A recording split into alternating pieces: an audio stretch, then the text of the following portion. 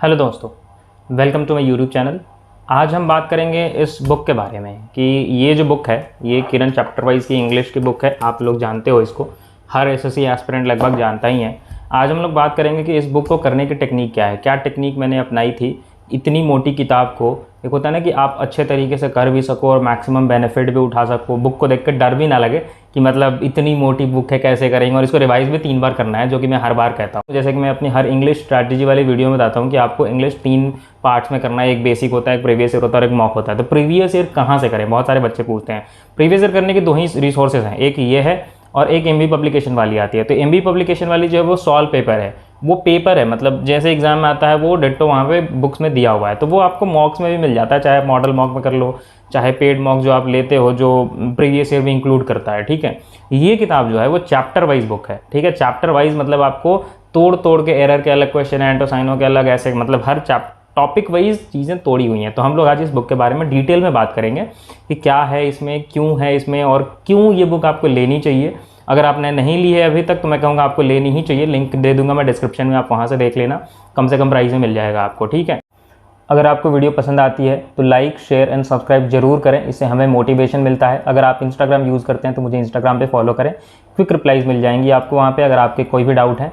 एक चीज़ मैं और कहना चाहूँगा आपको कि अगर आप फेसबुक वगैरह से जुड़े हो पिछले 5-6 सालों से, मैं तो 6 साल मैंने प्रिपरेशन किया, तो मैंने देखा जो भी अच्छा स्कोर करते हैं इंग्लिश में या जो भी टॉपर्स होते हैं वो कहते हैं कि ये एक बुक कर लो, आपकी पूरी की पूरी इंग्लिश की मतलब जो दुविधा है ना, जो आपके पूरे डाउट्स हैं, जो आपकी पूरी तकलीफ है इंग्लिश को लेकर के भैया इंग्लिश में स्कोर नहीं होता, वो दूर हो जाएगा। तो वो ऐसा क्यों कहते हैं? क्या आपको भी ऐसा लगता है? क्या मुझे भी ऐसा लगता है? तो मुझे तो ऐसा लगता ही है ऑब्वियसली, तभी मैं इस बुक का रिव्यू भी कर रहा हूँ। मेरे पास ये बुक थी, मेरे पास 2 किताबें हैं इसकी, क्योंकि ये जो चीज़ है ना ये हर 6 महीने साल भर पे अपडेट हो जाती है, नंबर ऑफ क्वेश्चन इंक्रीज हो जाते हैं। तो मैंने सीजीएल 16 के टाइम पे जो खरीदा था उसमें कम क्वेश्चन थे, फिर सीजीएल 18 के टाइम पे नई बुक खरीदी थी और वो कोलकाता में है, तो मैं ला तो नहीं पाया क्योंकि इतनी मोटी किताबें ढो के लाना पॉसिबल नहीं है। तो मैं नोट्स वगैरह लाया हूँ, बाकी किताबें मैंने यहाँ पे खरीद ली हैं आपको बस बताने के लिए। ठीक है, तो आइए देखते हैं, वीडियो के एंड तक देखना, आपके सारे डाउट्स क्लियर हो जाएंगे। तो आप ये देख सकते हो ये बुक की नई कॉपी है मेरे पास। नई कॉपी क्यों है? क्योंकि मेरे पास पुरानी 2 कॉपीज़ ऑलरेडी थी, फिर भी क्योंकि वो कॉपीज़ मेरे घर पे हैं, कोलकाता में। ठीक है, तो इतनी मोटी किताबों को कोलकाता से ढो के दिल्ली लाना पॉसिबल नहीं था, तो मैंने नहीं लिया आपके लिए। तो आप देख सकते हो ये बुक का कवर पेज है। कवर पेज पे बुक का जो एक पहचान होता है किसी भी चीज़ का, क्यों आप इस चीज़ को खरीदोगे, SSC English language chapter wise solve paper, इस बुक की पहचान यही है। ज़्यादातर एस्पिरेंट्स जो तैयारी करते हैं एसएससी की और जिन्होंने इस बुक का फ़ायदा उठाया है वो इसी पर्पज से खरीदते हैं, क्योंकि ये जो चीज़ है ना चैप्टर वाइज वाली चीज़ आपको कहीं किसी और किताब में नहीं मिलती है, वो सिर्फ किरण प्रोवाइड करता है। अभी आप देखो ये 1997 से टिल डेट तक के सारे क्वेश्चन दे देता है आपको। टिल डेट कहने का अर्थ ये होता है कि जब जिस ईयर में आप इस किताब को खरीदोगे तब उस ईयर का जो लेटेस्ट एडिशन होता है वो आपको खरीदनी चाहिए। अभी ये लेटेस्ट एडिशन ये है, 16,000 प्लस क्वेश्चन हैं। मैं कहूँगा अगर आपके पास बहुत पुरानी किताब है, 1.5-2 साल पहले अगर आपने ये ले रखी थी, तो अभी आप दोबारा से नई किताब ले लो, क्योंकि आपके नए पैटर्न के क्वेश्चंस मिल जाते हैं। इस बुक में आपको chapter wise compilation of previous year solve paper, exam conducted by SSC CGL हो गया आपको, टियर 1 टियर 2 दोनों का, CPO DPSI CHSL, stenographer C and D, matric level के जितने एग्जाम्स होते हैं वो एफसीआई हो, जीडी कांस्टेबल हो या एमटीएस हो, सबके आपके प्रीवियस ईयर सवाल इसमें मिल जाते हैं। अब आगे क्या है देखो, जैसे अगर मैं इसका सेकंड पेज अगर आपको दिखाऊं तो ये देखो, जैसे आप अगर इस बुक की जेन्युइन कॉपी खरीदोगे ना तो आपको ये एक स्क्रैच कार्ड मिलता है, आप इसको निकाल सकते हो यहाँ से। इस स्क्रैच कार्ड में जब आप यहाँ पे स्क्रैच करते हो ना, ये चीज़ मैं इसको स्क्रैच करके डाल दूंगा मेरे कम्युनिटी टैब में, आप देख लेना, जो भी पहले देखेगा ये स्क्रैच कार्ड उसका हुआ। आप ऑनलाइन टेस्ट वगैरह देखो, यहाँ पे लिखा है ना, don't purchase the book without this scratch card, क्योंकि जेन्युइन कॉपी खरीदोगे तो ये स्क्रैच कार्ड कंपलसरीली आपको मिलेगा ही मिलेगा। ठीक है, आप इस स्क्रैच कार्ड के थ्रू काफ़ी ऑनलाइन टेस्ट आप देखो 50% डिस्काउंट पे एक्सेस कर सकते हो, और जितने भी सवाल इसमें है ना सारी चीज़ें आपको ऑनलाइन भी मिल जाएंगी। ठीक है, नेक्स्ट है, आप देखो यहाँ देखो ये लिखा है ना, SSC English language chapter wise, वही जो बाहर लिखा था, practice online all 13 chapter question, जितने भी 13 चैप्टर्स इसमें दे रखे हैं, जो इंडेक्स है इस बुक का, आप सारे ऑनलाइन भी प्रैक्टिस कर सकते हो अगर वो आपको कूपन कोड मिल जाए।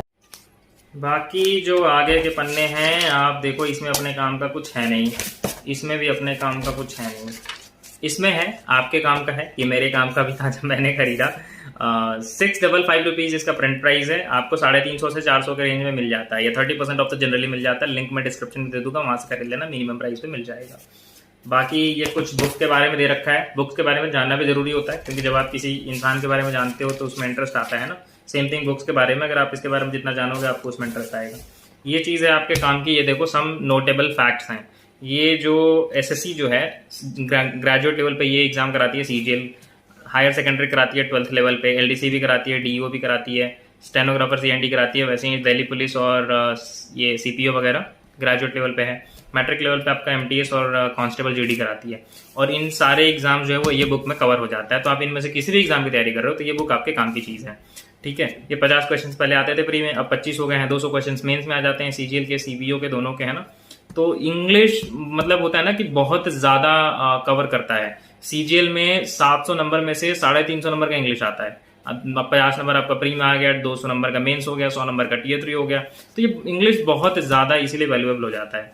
यहाँ पे टॉप 5 इंपॉर्टेंट चैप्टर्स दे रखे हैं कि आपका कॉम्प्रहेंशन जो है वो सीजीएल में और सीएचएसएल का जो दोनों का किस में कितना आता है। वैसे ही क्लोज टेस्ट का है, वैसे ही कॉमन एरर का है, डायरेक्ट इनडायरेक्ट का है, इंप्रूवमेंट ऑफ सेंटेंसेस का है। आप देख रहे हो 10% आपका कॉम्प्रहेंशन टेस्ट आता है, 12% आपका क्लोज टेस्ट आता है, कॉमन एरर 11% आता है, फिल इन द ब्लैंक 8% और इंप्रूवमेंट 9%, बाकी 50% अदर्स कवर करता है, आई थिंक, है ना। ये देखने में तो हाफ ही लग रहा है। अब इसके बाद जो है ना, आप देखो ये सबसे ज़्यादा इम्पॉर्टेंट एंड इंटरेस्टिंग चीज़ है जो आपके तैयारी में 4 चांद लगा सकता है, ये डेटा। ये डेटा आपको और किसी बुक में नहीं मिलेगा। इस बुक में हमेशा से शुरू से देता रहा है किरण।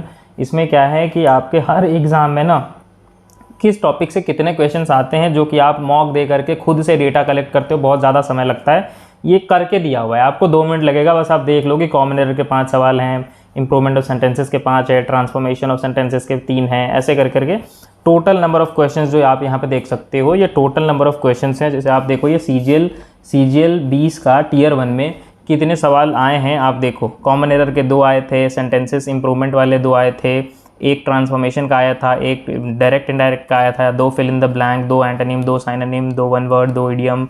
तो आपको ना एक जनरल आइडिया लग जाता है कि आपको किस टॉपिक से कितने सवाल आ रहे हैं, तो किस टॉपिक को कितना ज़्यादा इंपॉर्टेंस देना है और कितनी तैयारी करनी है।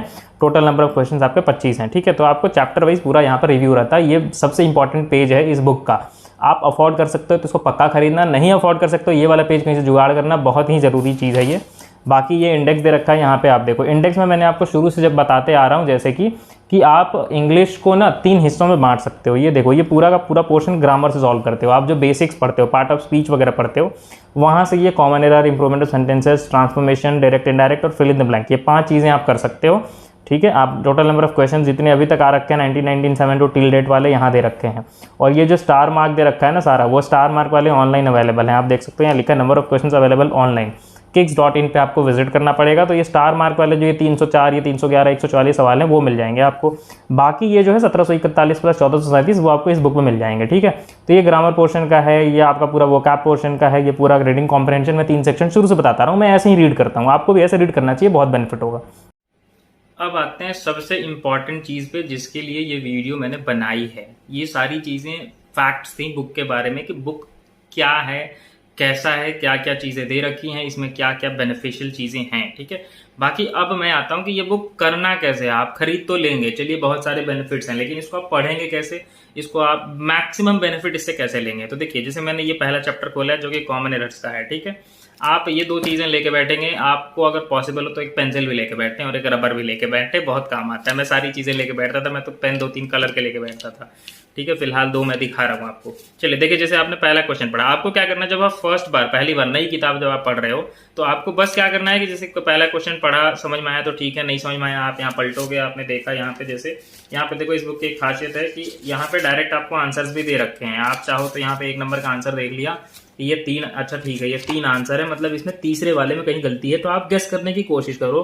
गेस करने की कोशिश करोगे तो आपको काफी बेनिफिट होगा। जब आप उसमें समय दे रहे हो, आप थोड़ा सा मंथन कर रहे हो, दिमाग में ये क्वेश्चन बैठ जाता है, ठीक है। अगर आपको नहीं समझ आया, थोड़ा सा सोचने के बाद, 2 मिनट सोचने के बाद, तो आप चाहो तो इसके सोल्यूशन देख लो।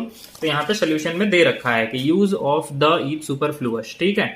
Recommended vaccine will replace recommended the vaccine, यहाँ से द हटा देंगे, ये इसका आंसर है। तो जब फर्स्ट गो में जाते हो तो आप फर्स्ट गो में ऐसे ही करोगे, कोई मार्किंग नहीं करोगे, कोई ये जो मैंने इतनी चीजें जो कर रखी हैं कुछ नहीं करना है, कोई घेरा नहीं बनाना है, बस रीड करते जाना, पूरे 16,000 क्वेश्चन सॉल्यूशंस देखते जाना है और करते जाना है। फिर जब आप दूसरी बार वापस आओगे ना, तब आपको यहाँ से देखना है कि a senior doctor expressed concern about physicians recommended वकील।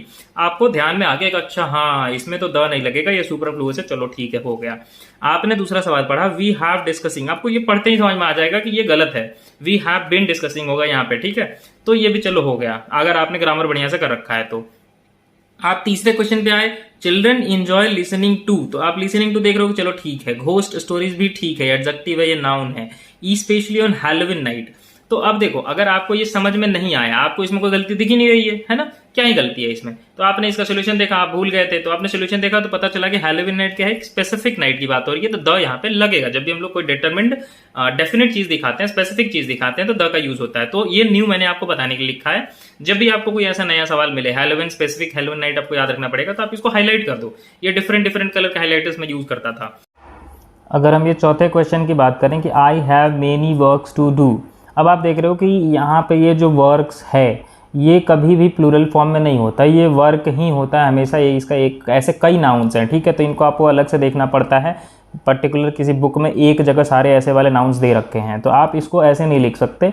अगर आपको बहुत ज़्यादा वर्क दिखाना है, प्लूरल फॉर्म में दिखाना है, तो अ लॉट ऑफ का यूज़ कर सकते हो, लॉट्स ऑफ का यूज़ कर सकते हो, ठीक है। तो ये थोड़ा सा स्पेसिफिक हो गया, ये इंपॉर्टेंट क्वेश्चन हो गया। ऐसे और नाउन्स आपको खोज के याद करने पड़ेंगे, देखने पड़ेंगे, रिवाइज करना पड़ेगा। तो आपने इसको क्या किया, यहाँ पे इंपॉर्टेंट लिख दिया।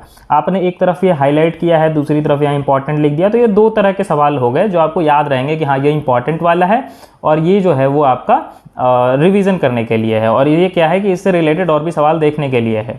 पांचवा सवाल आपने पढ़ा, there are so many filth all around the place, तो आप यहाँ पे देखोगे कि फिल्थ क्या है। फिल्थ एक तरह का मतलब ऐसा नाउन है, यही वर्क की तरह है जिसका कोई प्लूरल फॉर्म नहीं होता, ठीक है। Filth is filth. तो यहाँ पे जब ये अब्स्ट्रैक्ट नाउन यूज होता है, जब ऐसा कुछ यूज होता है, तो आप यहाँ पे मेनी हटा के मच यूज कर सकते हो, ठीक है। बहुत ज़्यादा गंदगी थी, बहुत ज़्यादा, यहाँ पे नंबर ऑफ नहीं होता है, वो इकट्ठे होता है, तो मच यूज हो जाएगा, ठीक है।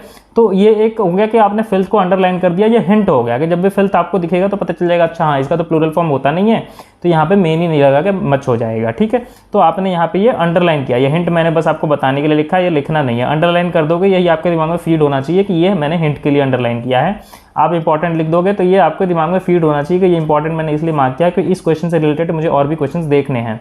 ये आपको ये हाईलाइट कर दिया, इससे आपको सिर्फ ये याद हो गया कि हाँ आपके दिमाग में फीड हो गया कि ये मुझे रिवाइज करना है बाद में।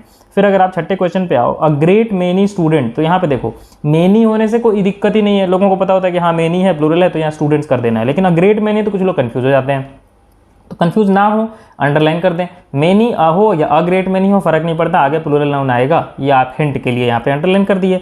सातवें नंबर पे आए, we are going to launch this 3 crore project within the next few months. अब ये 3 करोड़ है, अगर आप रूल पढ़े होंगे एसपी बख्शी में, प्लेन टू पैरामाउंट में, किसी भी बुक में, तो आपको पता होगा कि 3 ये जो हाइफनेटेड नाउन होता है ये कभी भी ये प्लूरल फॉर्म में नहीं आता। मान लीजिए कि आपने नहीं पढ़ा, आपने डायरेक्ट यही सवाल देखा या आप भूल गए हैं, तो आपका ये डाउट सेक्शन में आ गया, तो ये डाउट मैंने आपको बताने के लिए लिखा है, या आप यहाँ पे क्या करोगे सर्कल कर दोगे। मतलब सर्कल कर दिया मतलब ये डाउट है आपका। ये ऐसे ही करके जितने क्वेश्चन पूरी किताब में दे रखे हैं ना, ग्रामर रिलेटेड या किसी भी टॉपिक से रिलेटेड, चाहे वन वर्ड से रिलेटेड हो, इडियम फ्रेजेस से रिलेटेड और वोकैब पोर्शन, आरसी पोर्शन, किसी पोर्शन से रिलेटेड, ये 3-4 टेक्निक्स आपको यूज करने हैं, जो मैं भी करता था। ये आपको बहुत ज़्यादा बेनिफिट करेगा रिवीजन के टाइम पे। आपको पूरी किताब नहीं रिवाइज करनी पड़ेगी, आपको max to max 30 to 40% question revise करने पड़ते हैं, धीरे धीरे वो मिनिमाइज हो जाता है। अब इसमें हर चैप्टर का ना ऐसे ही दे रखा है, जैसे आप देखो यहाँ सीधे पेज नंबर से आप जा सकते हो, ये अभी मैं कॉमन एरर का बता रहा था जो कि 11 से लेकर 112 पेज नंबर तक है। अब 113 पे जाओगे तो ये मिल जाएगा, इम्प्रूवमेंट ऑफ सेंटेंसेस मिल जाएगा आपको 113 पे, 113 पे, ठीक है। ये देखो आपको यहाँ से शुरू है इम्प्रूवमेंट ऑफ सेंटेंसेस। इसमें भी आपको सेम थिंग वैसे ही करना है कि आपने ये पढ़ा, फिर ऑप्शंस देखे, कोशिश की, फिर 2 नंबर, फिर कहीं हाईलाइट कर लो, कहीं पे अंडरलाइन कर दो, कहीं पे सर्कल कर दो। आपको वो चीज़ें ध्यान में रहनी चाहिए कि आप अंडरलाइन क्यों कर रहे हो, सर्कल क्यों कर रहे हो, हाईलाइट क्यों कर रहे हो, ठीक है। सेम थिंग आपको हर चीज़ के साथ करना है। इसमें बस स्पेशल क्या है कि ग्रामर पोर्शन के जितने चैप्टर्स हैं आपको बार बार आकर के ये हाईलाइटेड वाले और ये डाउट सेक्शन वाले आप किसी ग्रुप में फेसबुक वगैरह पे डाल के पूछो, डाउट क्लियर करो, यहाँ पे छोटा सा बॉक्स बना के या आंसर वाले जगह पे उसको फिर से लिखो कि क्या इसका तरीका है सॉल्व करने का। ठीक है, क्या रीजंस हैं इसके जो आंसर्स हैं उसके लिए। तो ये आपको ग्रामर पोर्शन वाले ये जो भी आप अंडरलाइन करोगे, जो भी आप हाईलाइट करोगे, जो भी आप सर्कल करोगे, बार बार आकर रिवाइज करना पड़ेगा, ठीक है।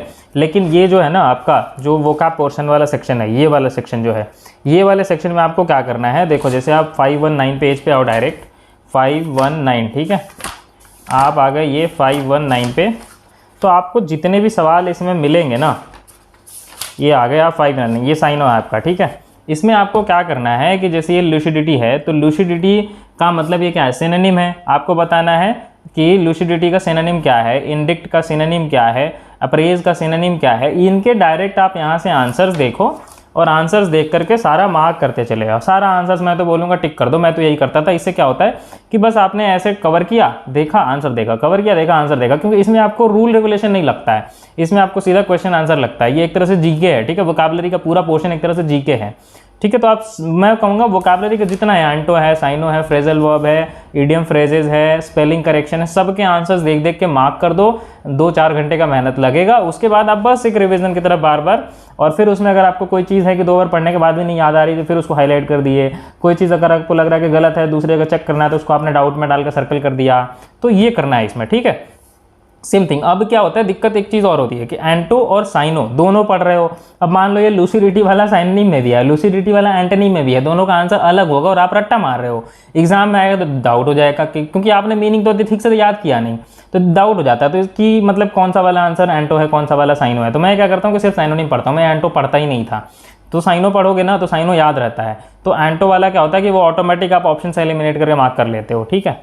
बाकी फिर आरसी वाला जो सेक्शन है आपका, ये तीनों जो है, ये तीनों को रिवाइज वगैरह करने की ज़रूरत नहीं है। ये तीनों डेली 20 क्वेश्चन इसके, 20 क्वेश्चन इसके, 10 क्वेश्चन 20-20 और 10 क्वेश्चन इसके, 50 क्वेश्चन आपको रोज़ प्रैक्टिस करना है। आपने एक बार ख़त्म कर लिया काफ़ी है, इसको रिवाइज नहीं करना पड़ता है। फिर दोबारा करने का भी मन करे तो दूसरी किताब से करो, इससे मत करो, ठीक। तो वीडियो थोड़ी लंबी हो गई है, पर क्या कर सकते हैं, मैंने कोशिश की सारी चीज़ें काफ़ी डिटेल में बताने की।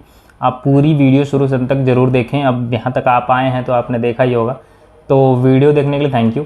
बाकी अगर आपको किसी और बुक का रिव्यू अगर कराना हो तो आप मुझे कमेंट सेक्शन में बता सकते हो।